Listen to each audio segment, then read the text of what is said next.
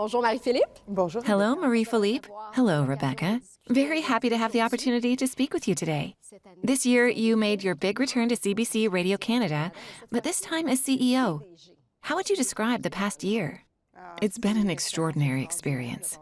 First of all, I spent nearly 30 years here at Radio Canada and CBC, and then I left 10 years ago, or almost. So it was a very heartfelt return, a reunion, the feeling of coming back home. But the house has changed a lot too. The challenges will be different, so it's also been an extraordinary opportunity to reconnect with the regions. I did go to many of our stations. I haven't done them all. It's coming. And the year has indeed been, let's say, eventful at the social and political level. There's a lot going on in the world. And therefore, as a public broadcaster, as a source of information, it has kept our teams very, very busy. But it has also kept the people we serve very busy.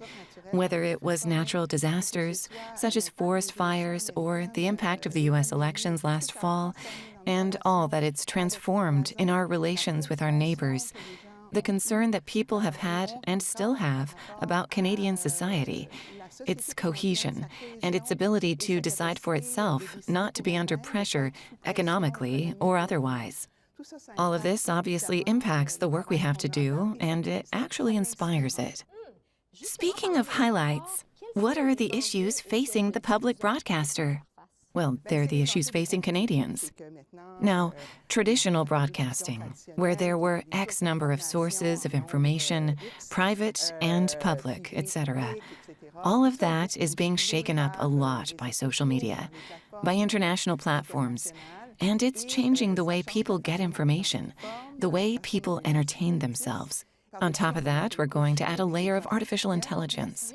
In addition, yes, that brings with it a lot of potential, but also many perils, risks, among other things.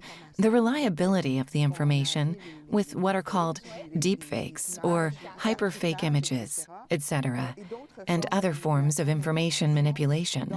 So these are the challenges facing Canadians and how we're going to react to these challenges. That's what's important. What are some of the key moments for you since you stepped into this role? Oh, very certainly going out in the regions, touring our stations, but not just meeting with our employees, it's also going out and meeting with stakeholders, meeting with the public. I haven't done the complete whole Canadian circle. tour yet? No, I've been to the north for the first time, which was wonderful.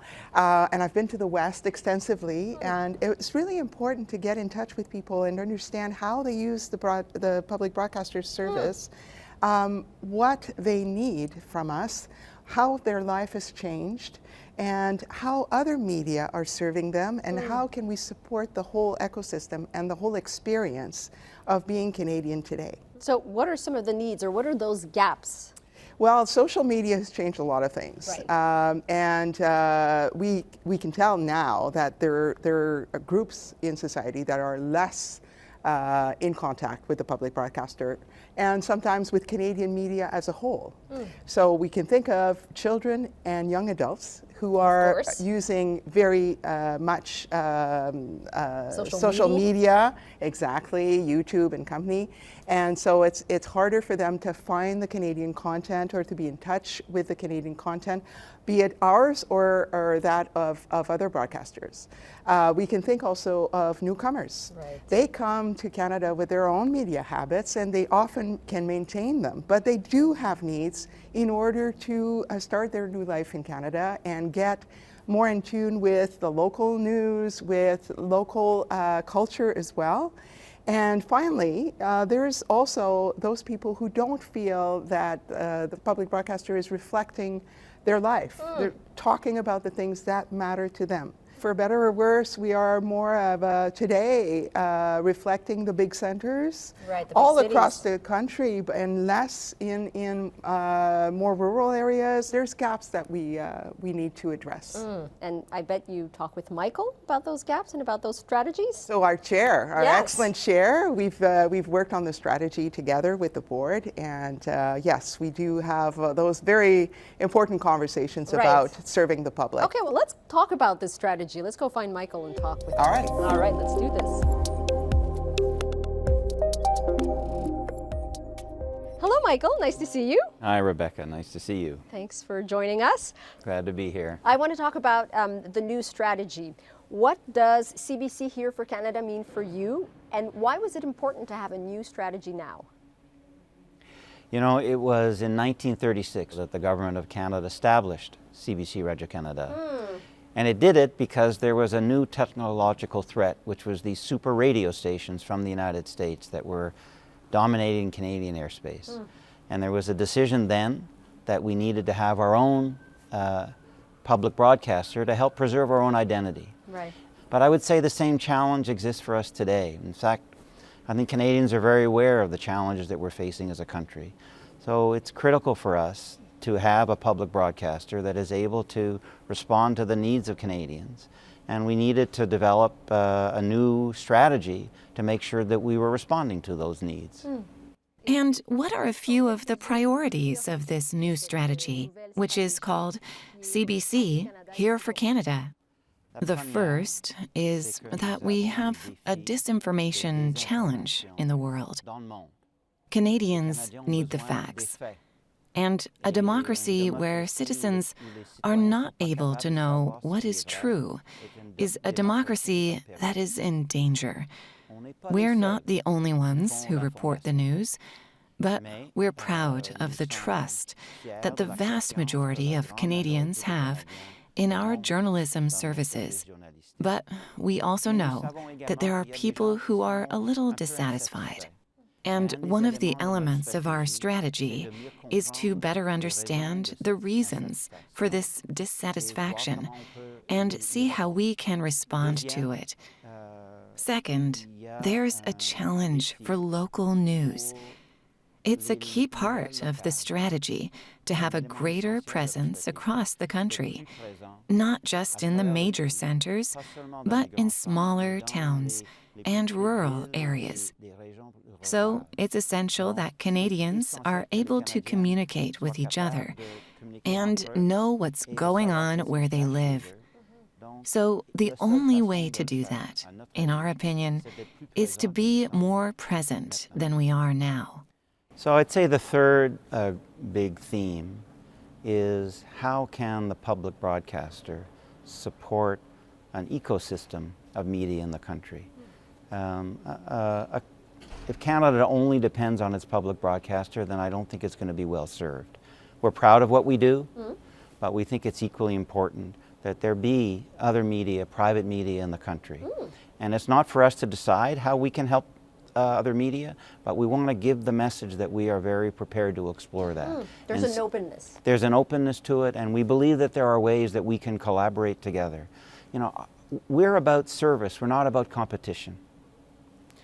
And then I would say the last priority is just to make sure that we continue to reflect the diversity of the country. And I think we've made a lot of progress, but we still have progress to be made.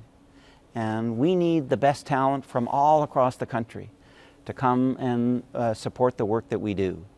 J'aimerais ça aussi en savoir un petit peu plus sur... I'd also like to know a little bit more about the pillars of this new strategy.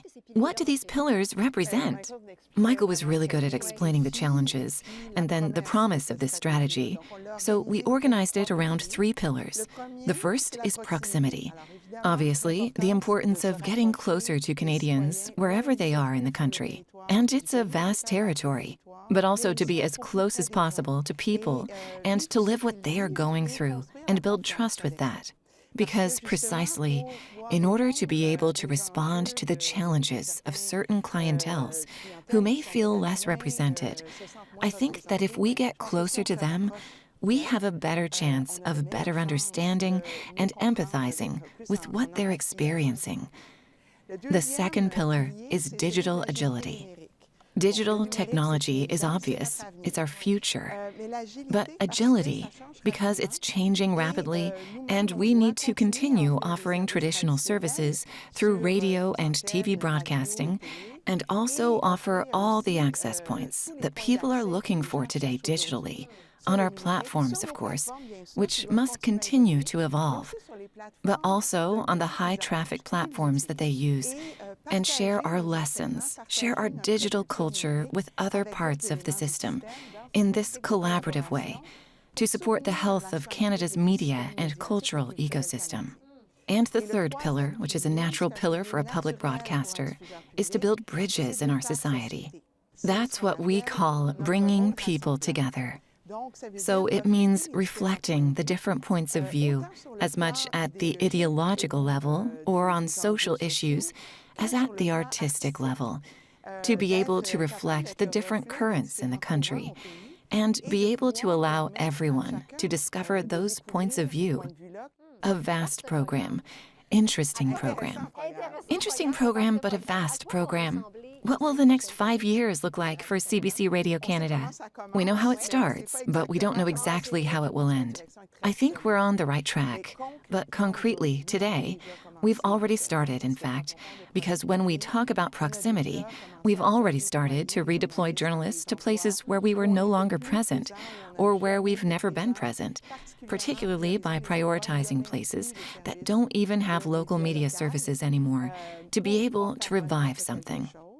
We've also deployed multiple linear channels, or what are called fast channels, digital channels, which are available through different aggregators to be able to be hyper-local, both in terms of news and culture.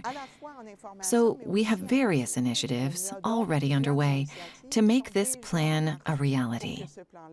It's already started. There you go.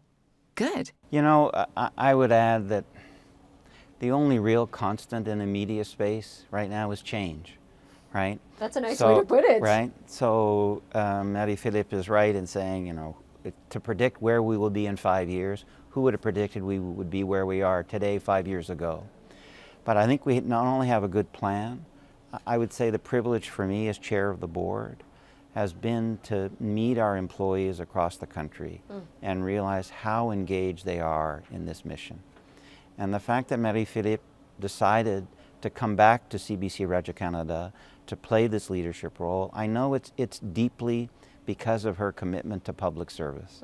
So I'm confident that even as the landscape changes, we have a leader and a team that are really committed to serving Canadians. That's a beautiful way to end this conversation. Merci. Thank you very much for taking the time to speak with me today. Thank you.